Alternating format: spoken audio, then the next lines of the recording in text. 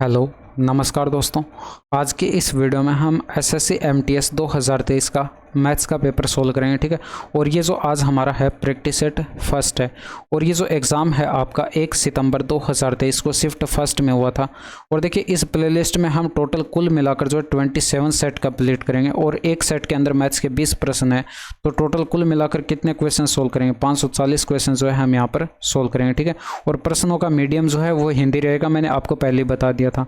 देखिए bilingual format में मैं ये करा देता, बट यहाँ पर देखिए टोटल 27 सेट हैं।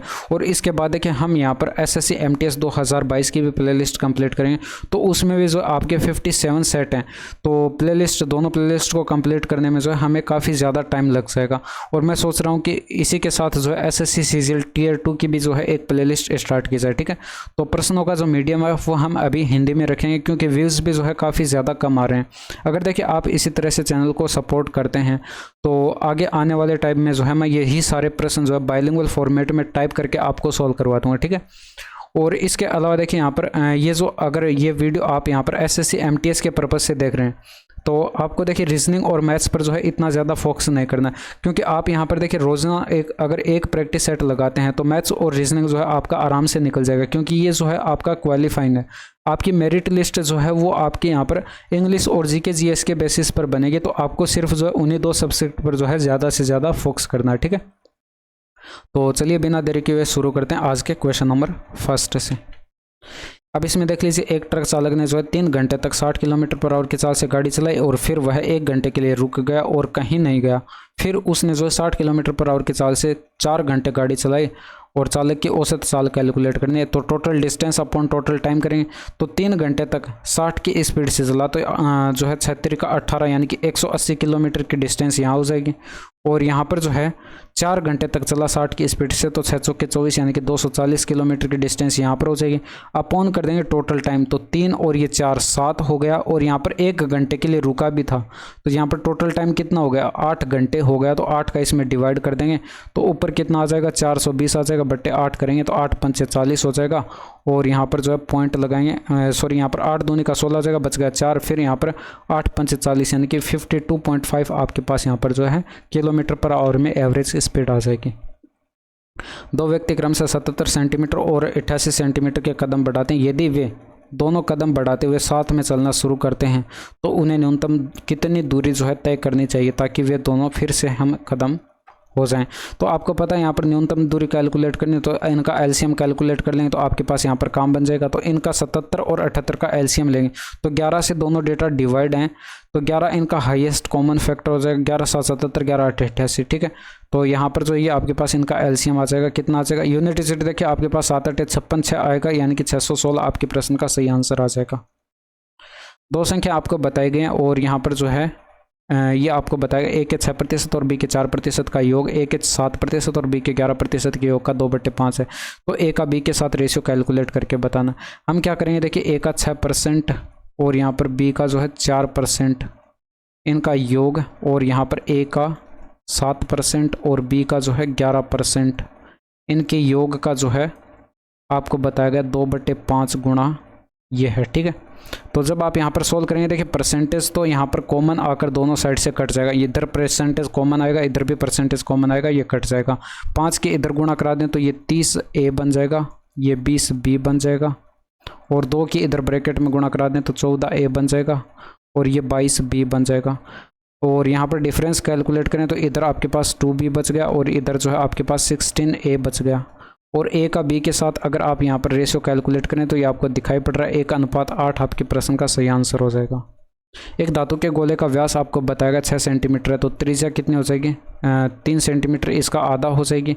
इसे पिघलाकर एक तार बनाया जाता है जिसके अनुप्रस्थ काट का व्यास आपको बताएगा, तो इसकी त्रिज्या कितनी हो जाएगी? इसका आधा हो जाएगी, यानी कि 0.4 को अगर 2 से डिवाइड करें तो 0.2 सेंटीमीटर इसकी आपके पास यहाँ पर तार की त्रिज्या हो जाएगी। तार की लंबाई आपको कैलकुलेट करनी है। तार क्या होता है? बेलनाकार होता है, आपको पता है, और पिघलाकर बनाया गया, तो यहाँ पर इस गोले का आयतन और इस तार का आयतन जो आपस में बराबर होगा। और तार क्या होता है? बेलनाकार होता है, आपको पता है। तो यहाँ पर जो है गोले का आयतन कितना हो जाएगा? 4/3 पाई r क्यूब। r यहाँ पर कितना है? ये देखिए r डैश मान लीजिए इसकी तार की त्रिज्या, ठीक है। यहाँ पर जो है ये आपके पास 3 का क्यूब करेंगे, पावर 3 कर दीजिए 3 की। और यहाँ पर जो पाई आर स्क्वायर एच ये बेलन का आयतन होता है, तो यहाँ पर आर कितना है 0.2 है, इंटू में 0.2 क्योंकि आर का स्क्वायर होता है, इंटू में एच मान लीजिए या फिर एल मान लीजिए, तार की लंबाई कुछ भी आप यहाँ पर मान सकते हैं, मैं एच मान लेता हूँ, ठीक है। तो यहाँ पर एच आपको कैलकुलेट करना है, पॉइंट हटाएंगे तो बट्टे में इधर 10 और यहाँ पर भी पॉइंट हटाएंगे बट्टे में 10। ये 3 से ये देखिए यहाँ पर ये पावर 1 कट जाएगी, यानी कि यहाँ पर जो है पावर 2 बच गई। पाई से ये पाई कट जाएगा, ये देखिए 2 दूनी का 4 आएगा और ये 4 से 4 कटेगा। 3 का स्क्वायर यहाँ पर 9 बनेगा, 100 से गुणा होगा तो 900 हो जाएगा। एच बराबर कितना आ जाएगा 900 आ जाएगा। और यहाँ पर आपको देखिए सेंटीमीटर में आ चुका है और यहाँ पर आपको मीटर में कैलकुलेट करना था, तो 100 से डिवाइड करेंगे यानी कि 9 मीटर आपके प्रश्न का सही आंसर होगा। और देखिए यहाँ पर एच जो है हमने यहाँ पर तार की लंबाई माननी थी, तो तार की लंबाई आपके पास 9 मीटर है।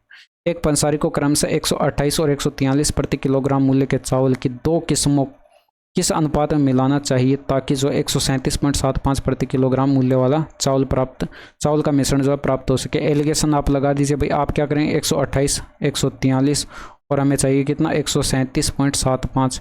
तो बड़ी वैल्यू में से आप यहाँ पर छोटी वैल्यू को माइनस करेंगे तो यहाँ पर डिफरेंस देखिए कितने का 9.75 का आपको गैप दिखाई पड़ा। और यहाँ पर गैप देखिए कितने का 0.25 और यहाँ पर जो है 0.25 और 5.25 का आपको यहाँ पर गैप दिखाई पड़ा। आप इन दोनों का रेशियो बनाएंगे तो ये पॉइंट से तो पॉइंट कट गया, 25 से डिवाइड होगा, 25 दूनी का 50, 25 से कम 25, 25 3 75 हो जाएगा, बच गया 22, 25 नमा 225 हो जाएगा, 3 से कटेगा 7:13 आपके प्रश्न का सही आंसर हो जाएगा। एक नाव बिंदु ए से जो बिंदु बी तक धारा के अनुकूल यात्रा करने तथा ए और बी के बीच स्थित एक मध्य बिंदु सी पर वापस आने में 20 घंटे का समय लेती है। तो धारा की चाल 5 किलोमीटर पर आवर है और स्थिर जल में नाव की चाल बताई गई 10 किलोमीटर पर आवर है। ए और बी के बीच की दूरी कैलकुलेट करने। देखिए धारा की चाल को हम y से लिखते हैं और यहाँ पर नाव की चाल को हम x से लिखते हैं। और 2 बिंदु आपको बताए गए ए और बी है, इनके बीच की दूरी हम यहाँ पर मान लेते हैं d है, ठीक है। और यहाँ पर बीच का बिंदु आपको c बताया गया, तो ये बीच का बिंदु है, तो यहाँ से लेकर यहाँ तक डिस्टेंस ये कितनी हो जाएगी d/2 हो जाएगी। ये देखिए धारा की दिशा में a से b तक जाता है और फिर जो है यहाँ पर जैसे b तक पहुँचता है तो यहाँ से फिर से मुड़कर जो है ये c तक आता है वापस, ठीक है। तो टोटल डिस्टेंस इसने कितनी कवर की भाई, यहाँ पर देखिए d डिस्टेंस यहाँ पर कवर की और d/2 डिस्टेंस यहाँ पर कवर की। तो यहाँ पर जो है टाइम कितना लगा वो हम यहाँ पर कैलकुलेट कर लेंगे। तो जाते वक्त यहाँ पर डी डिस्टेंस इसने कवर की। यहाँ पर देखिए स्पीड क्या हो जाएगी, अनुकूल दिशा में ये गया था तो यहाँ पर x प्लस का y करके हम कैलकुलेट करते हैं। तो x प्लस का y से इसमें डिवाइड करें। अगली डिस्टेंस d/2 की थी और ये किस स्पीड से कवर होगी, देखिए ये वापस आ रहा है। अब ये वापस आ रहा है तो धारा की विपरीत दिशा में आएगा और विपरीत दिशा में स्पीड हम x माइनस का y करके कैलकुलेट करते हैं और ये टोटल टाइम आ जाएगा जो कि आपको 20 बताएगा प्रश्न में। कैलकुलेट कर लीजिए, d डिवाइडेड बाई ये कितना हो जाएगा 15 हो जाएगा। ये d/2 के अंदर दोनों का डिफरेंस देखिए 5 का हो जाएगा, 5 दूनी का 10 हो जाएगा, इक्वल टू 20 हो जाएगा। यहाँ पर इधर बट्टे में 30 आ जाएगा। ऊपर देखिए 2d और प्लस का 3d यानी कि 5d हो जाएगा, इक्वल टू 20 आ जाएगा। 5 से कटेगा 500 के 20, d इक्वल टू कितना आ जाएगा 4 तिरका 12, 120 किलोमीटर आपके प्रश्न का सही आंसर होगा। राजू ने रवि को 10% के लाभ पर एक वस्तु बेची और रवि ने जो है रामू को 10% हानि पर यह वस्तु बेच दी। यदि रामू ने जो है रवि को 1485 का भुगतान किया तो राजू ने रवि को किस मूल्य पर वस्तु बेची थी, ये आपको कैलकुलेट करना। देखिए 10% की फ्रैक्शन वैल्यू 1/10 होती है। तो अगर मैं यहाँ पर राजू के लिए लिखूँ तो राजू के लिए यहाँ पर CP और SP क्या हो जाएगा, CP और SP। देखिए 10 की वस्तु जो इसने 1 के प्रॉफिट पर बेची यानी कि 10 की वस्तु 11 में बेच दी होगी और ये रवि को बेची गई थी। तो रवि के लिए जो है यहाँ पर क्रय मूल्य क्या हो जाएगा, रवि के लिए जो है क्रय मूल्य CP जो है इसने देखिए 11 में खरीदा था रवि ने, तो इसके लिए CP 11 हो जाएगा। और SP क्या हो जाएगा भाई, यहाँ पर देखिए 10% की हानि पर इसने जो है रामू को बेच दिया यानी कि 1/10 इसकी फ्रैक्शन वैल्यू यानी कि 10 पर 1 का लॉस लिया। तो CP 11 था, इसका अगर आप यहाँ पर 9/10 कैलकुलेट कर लें तो ये रवि के लिए विक्रय मूल्य आ जाएगा। और रवि ने यहाँ पर जो है रामू ने देखिए इतने में खरीदा था तो यहाँ पर रवि ने इतने में बेचा होगा यानी कि सेलिंग प्राइस आपको प्रश्न में बताएगा कितना 1485। इसको बराबर रखिए, कैलकुलेट कर लीजिए। 9 से डिवाइड करेंगे, 9 एकम 9 हो गया, बच गया 5 और यहाँ पर 6 नम 54 हो जाएगा, बच गया 4, 9 पंचे 45 हो जाएगा।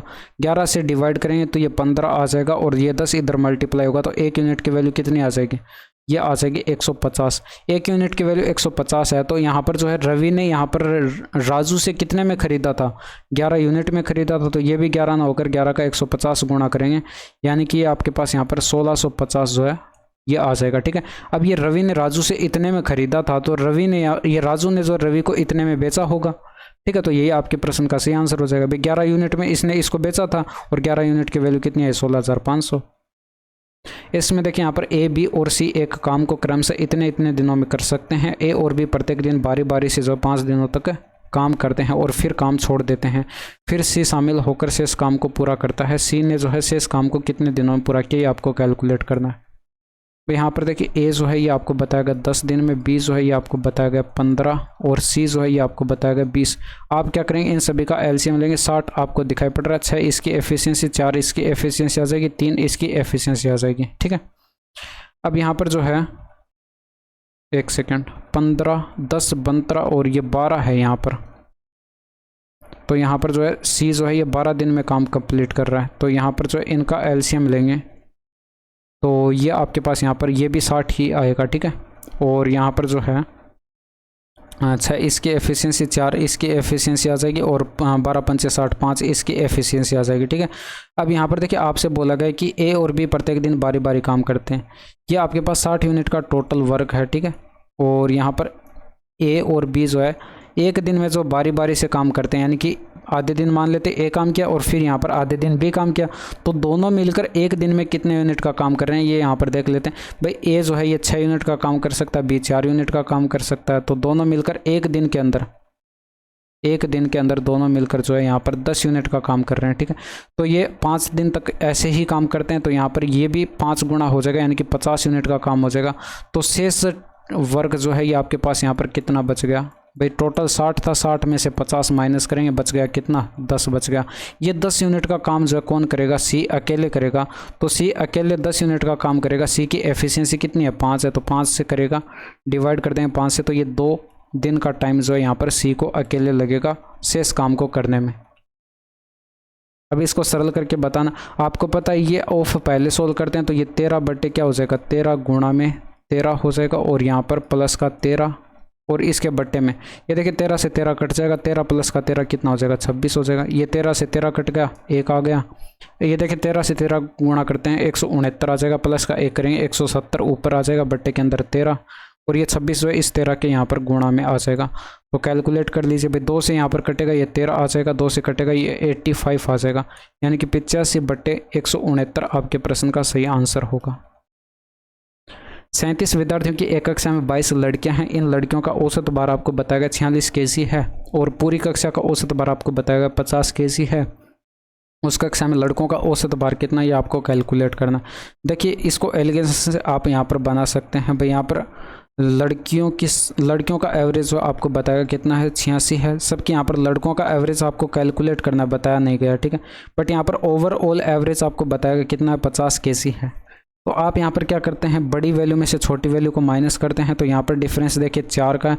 बट यहाँ पर देखिए ये गर्ल्स और बॉयज़ का आप रेशियो कैलकुलेट कर सकते हैं। किस तरह से, यहाँ पर आपके पास गर्ल्स की संख्या बताई गई है 22 और कुल संख्या कितनी थी, 37, यानी कि 37 में से 22 गया तो 15 आपके पास यहाँ पर बॉयज़ बचे हैं। तो ये रेशियो क्या बन जाएगा, 22:15। आप यहाँ पर देख सकते हैं 15 यूनिट की वैल्यू आपके पास 4 आई है, तो 22 यूनिट की वैल्यू कितनी हो जाएगी भाई। आप क्या करेंगे, 22 को गुणा कर देंगे 4/15 से, तो ये कितना हो जाएगा, 88/15 आ जाएगा और 15 पंचे 75 हो जाएगा, बच गया 8 5 13, यानी कि पॉइंट लगाएंगे, फिर 130, 15 8 120 और फिर 15 6 90, यानी कि अप्रोक्सीमेट में आप यहाँ पर लिख लेंगे 5.87 आपके पास आ जाएगा। यानी कि यहाँ पर क्या रहा होगा, 5.87। और यहाँ पर देखिए ये वाली वैल्यू इससे छोटी है, तो ये वाली वैल्यू बड़ी रही होगी, यानी कि यहाँ पर कितना रहा होगा, 5.87 या सॉरी 55.87 ये आपके पास यहाँ पर रहा होगा। तो यही आपके प्रश्न का सही आंसर हो जाएगा। लड़कों का औसत आपके पास आ चुका है।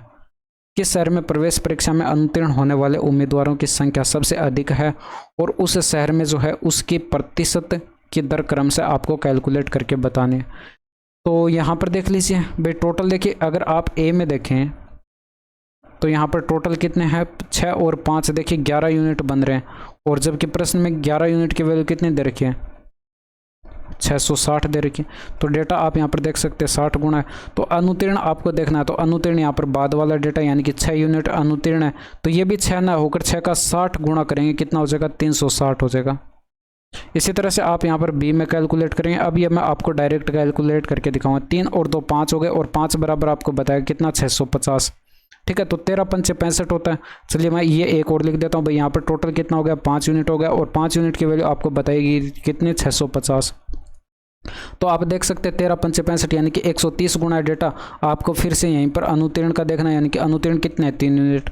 तो ये भी 3 ना होकर 3 का 130 गुणा करेंगे तो ये 13 3 39 यानी कि 390 हो जाएगा। इसी तरह से आप सी का कैलकुलेट करेंगे। 3 और 2 5 बराबर बताया गया 500। तो यहाँ पर डेटा देखिए 100 गुणा लिखा है। तो अनुतीर्ण कितने हैं 2, यानी कि आपके पास यहाँ पर 2 यूनिट ना होकर ये भी 100 गुणा करेंगे तो 200 यहाँ पर अनुतीर्ण हो जाएंगे। ठीक है, इसी तरह से आप यहाँ पर क्या करेंगे 5 और 4 9 हो जाएगा टोटल। 9 बराबर 630।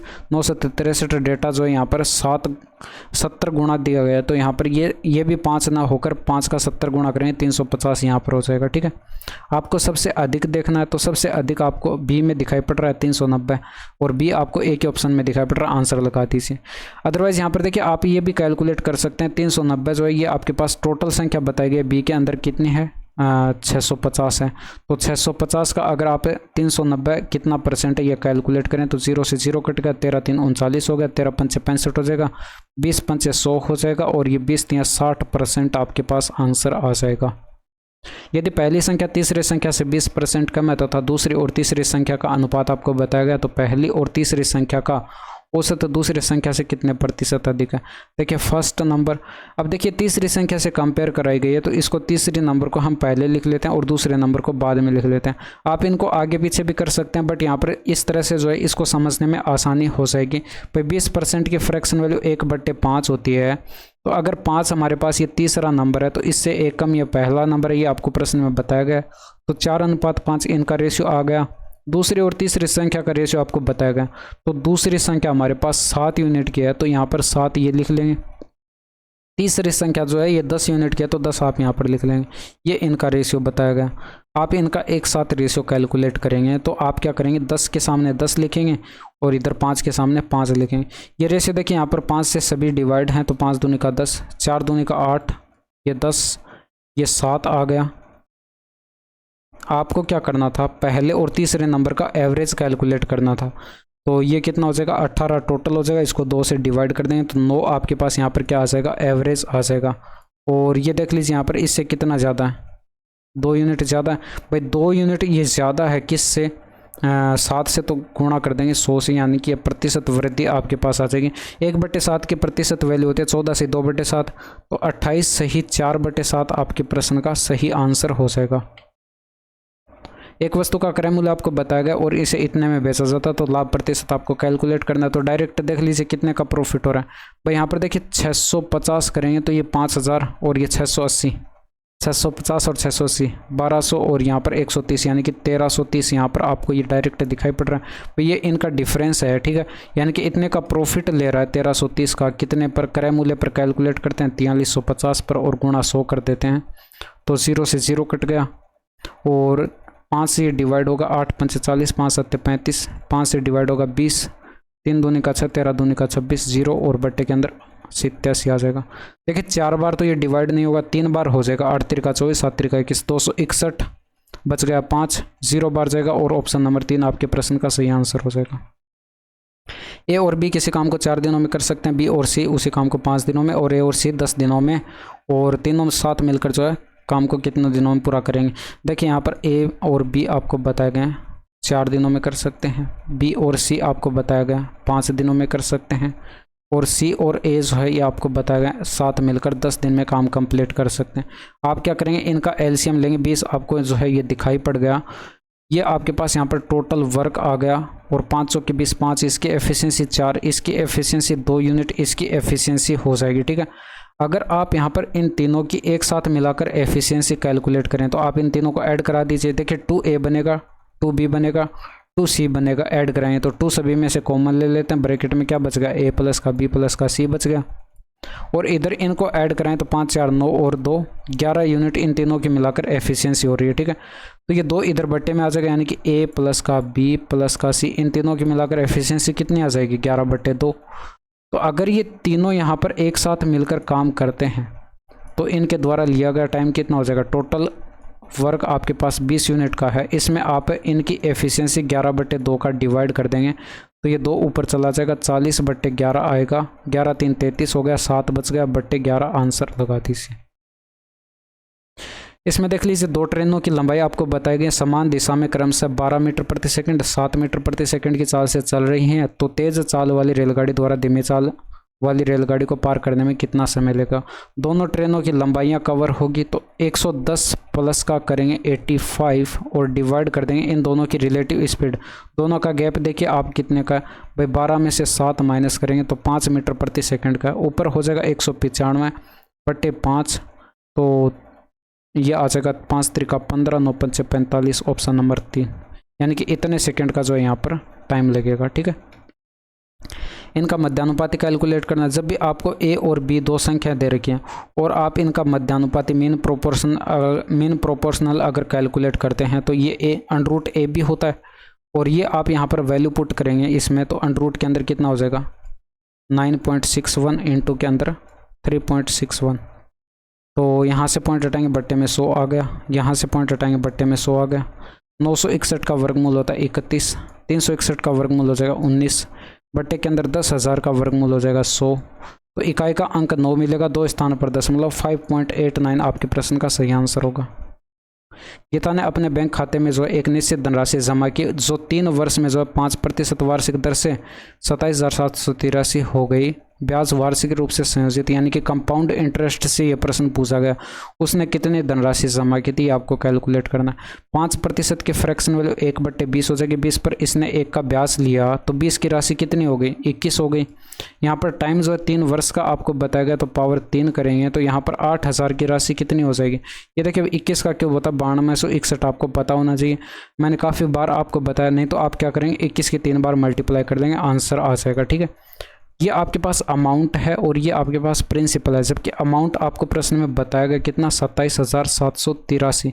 आप यहाँ पर देख सकते हैं ये जो डेटा है आपको 3 गुना दिखाई पड़ रहा है, यानी कि 3 गुना है, तो ये प्रिंसिपल जो है मूलधन जो है ये भी हमारे पास 8,000 न होकर 8,000 का 3 गुना करेंगे, यानी कि 24,000 आपके प्रश्न का सही आंसर होगा, ऑप्शन नंबर 3।